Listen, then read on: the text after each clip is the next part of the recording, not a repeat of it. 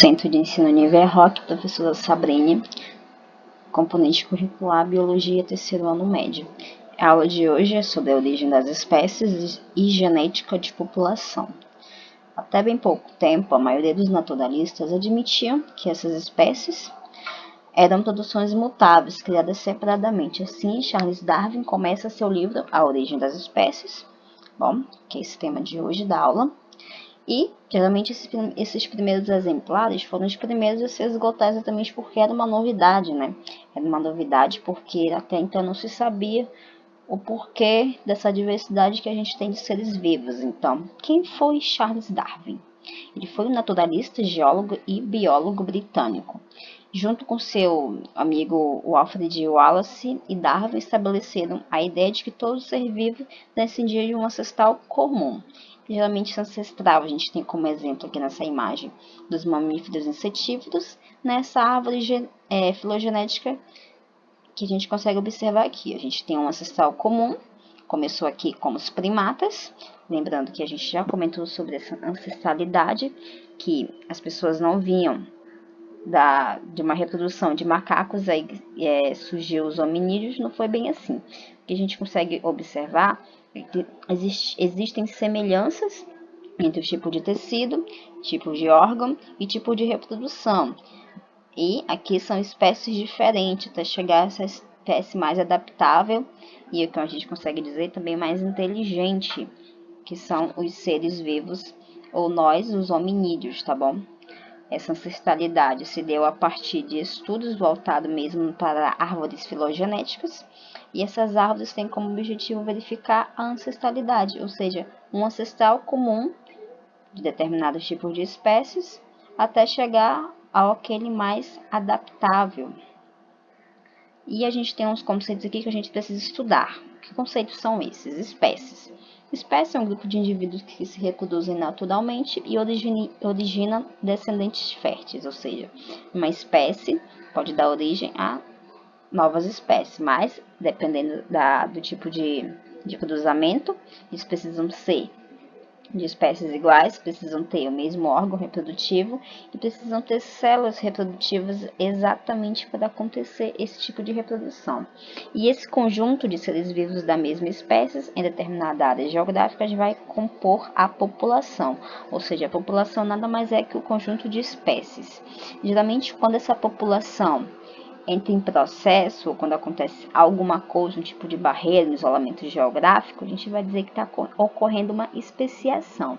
E o que é uma especiação? É o processo pela qual se formam novas espécies, ou seja, o conjunto de espécies vai formar uma população e uma espécie é indivíduos que se reproduzem naturalmente. A especiação vai acontecer exatamente quando estiverem formando novas espécies.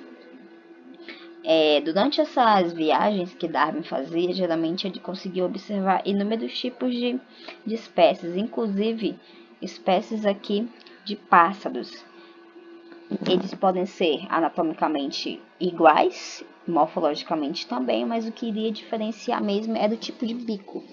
Ou seja, ele conseguiu observar alguns bicos de alguns pássaros, ou seja, a partir disso ele conseguiu observar que tipo de alimentação determinados pássaros realizavam nesses ambientes, ou seja, quando o formato do bico ele é adaptado a comer folhas, frutos. Esse bico aqui é do vegetariano, tá bom? Tinha também os bicos voltados para o consumo de insetos, que são esses tentilhões, tá bom? Ambos são tentilhões, só que uma variedade de bico diferente, ou seja, ele conseguiu observar, Darwin, durante as suas viagens, que existiam diversos tipos de bico, no entanto, eram espécies diferentes para determinados tipos de alimentação, ou seja, a partir do momento que uma espécie é adaptável a um tipo de alimentação, consequentemente, ele é de uma espécie diferente, mas ambos são tentilhões. Só que tem os tentilhões arborícolas, arborícola grande exatamente para comer insetos, bico pequeno, que também é um tentilhão voltado exatamente para furar determinado tipo de tronco, um bico mais robusto, um bico maior exatamente um tentilhão de cactos. Como os cactos têm bastante espinhos, geralmente os bicos foram adaptáveis para esse tipo de consumo. Tentilhões solo, tá bom? Exatamente para conseguir capturar determinado tipo de insetos no solo. Bico de pau aqui, exatamente para furar troncos, e tentilhão assobiador. Geralmente esse tentilhão assobiador são aqueles que consomem pequenos e minúsculos insetos, mas que ele consegue perfurar grande parte do tronco. Tipo de isolamento. Durante as viagens, Darwin conseguiu observar que existem alguns tipos de isolamento que fazem com que surjam diferentes tipos de espécies, tá bom? Então, imaginou-se que há muito tempo atrás uma população de tentilhões chegou às ilhas vinda do continente, trazidos pelo vento. Ou seja, isso que surgiu aqui, a maioria dos tipos de tentilhões, exatamente por conta do tipo de isolamento, que a gente tem 3 tipos de isolamento. O isolamento geográfico, que é a separação física de uma subpopulação de uma espécie, e o isolamento reprodutivo. No entanto, o isolamento geográfico geralmente é aquele onde ocorre uma população está isolada de um outro tipo de espécie, como a gente consegue observar aqui uma população de coelhos.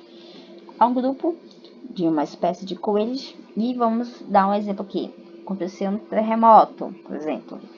Aconteceu um terremoto, e esse terremoto fez com que separassem esse tipo de ambiente, ou seja, cada um ficando para o outro lado. Essa barreira geográfica, ela se deu aí por conta desse tipo de fenômeno, e barreiras geográficas pode ser exatamente flores separadas umas das outras, montanhas, algum tipo de cadeias, algum tipo de árvore longe das outras, e quando ocorre aqui esse tipo de isolamento, como do terremoto, isso vai acontecer o tipo de isolamento geográfico. O que vai caracterizar o isolamento geográfico? Quando vai acontecer uma separação física.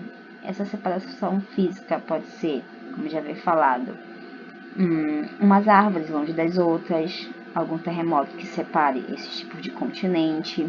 Pode acontecer também com que o tronco caia sobre um ambiente, fazendo com que algum tipo de população não consiga passar para o outro lado. Enfim, tudo aquilo que for físico, que impeça com que a espécie se cruze com a outra, a gente vai chamar de isolamento geográfico.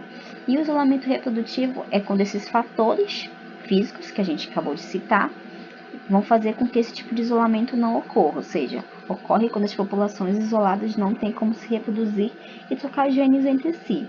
Ou seja, essa população de coelho aqui, vejam bem, acabou acontecendo isolamento geográfico, e essas diferenças são acentuadas pelas mutações de seleção natural, ou seja, ambos vão fazer com que fiquem adaptáveis apenas para aquele ambiente, e quando essas outras pessoas ou outros tipos de espécies virem a se cruzar novamente, isso não vai poder acontecer. Exemplo, sabe aquela dança que o pavão faz? Aquilo é um tipo de isolamento reprodutivo. Se o macho não fizer aquela dança toda e a fêmea observar que aquilo não é bom para ela, que aquele tipo de dança não foi favorável, aquele tipo de pavão já não vai se cruzar mais, ela vai para aquele que mais a impressionou. Isso também é um tipo de isolamento reprodutivo. No caso de isolamento reprodutivo, a gente tem aqui cavalo e a égua pertencem à mesma espécie. Quando se cruzam, seus descendentes são férteis. Mas, no entanto, quando o jumento, que é de uma outra espécie, se cruzar aí com a égua, vai ocorrer o cruzamento entre esse jumento, né, e a égua, e descendentes como burro e mula serão estéreis, ou seja, esses descendentes aqui não poderão se cruzar. Mas se o jumento, que é de uma outra espécie, se cruzar com a égua, ele vai dar esses descendentes aqui. Mas se a égua se cruzar com o cavalo, provavelmente os genes virão ser aqueles genes que passarão suas descendências mais à frente. Mas aqui, o burro e a mula não conseguirão passar seus descendentes, tá bom? E a gente vai ter uma irradiação adaptativa, que também é um tipo de barreira. Geralmente, esse tipo de surgimento é a partir de uma nova espécie, tá bom? De um ancestral comum. Ou seja, são surgimento de novas espécies a partir de um ancestral comum. Ou seja, aqui nos seres humanos a gente tem diversos tipos de ossos no braço, correto? No cão, a mesma situação, das pernas, nas asas dos pássaros e aí na nadadeira da baleia. A gente consegue observar que todas essas coisas que estão aqui em vermelho é um tipo de osso. Tá bom? A gente vai ter aqui o rádio e a uno. Geralmente aluna. Esse tipo de osso que está vermelhinho aqui, vejam bem que tanto no humano quanto no cão, quanto no pássaro, são semelhantes, mas aqui na baleia ela vai ficar pequenininha, ó. A gente vai ter aqui as falanges. Quem são as falanges? São os ossos dos dedos. Vejam que no humano é esse aqui que está em marronzinho mais escuro. Vejam que no homem ele é mais expressivo, tá bom? Enquanto que no cão a semelhança anatômica ela é diferente. No pássaro, os mesmos ossos são diferentes, mas com mesmas funções. Na baleia, olha como é semelhante aqui aos seres humanos.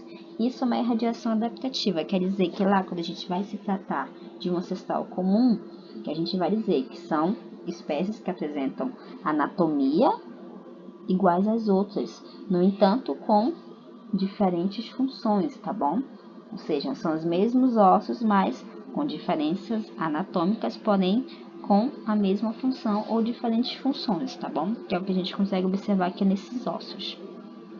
O que eu tenho para falar para vocês a gente já entrou, né, no segundo bimestre e a gente tem a atividade da página 4 e a página 5 do livro 2, ou seja, módulo 2 do segundo bimestre da aula de biologia. Boa sorte!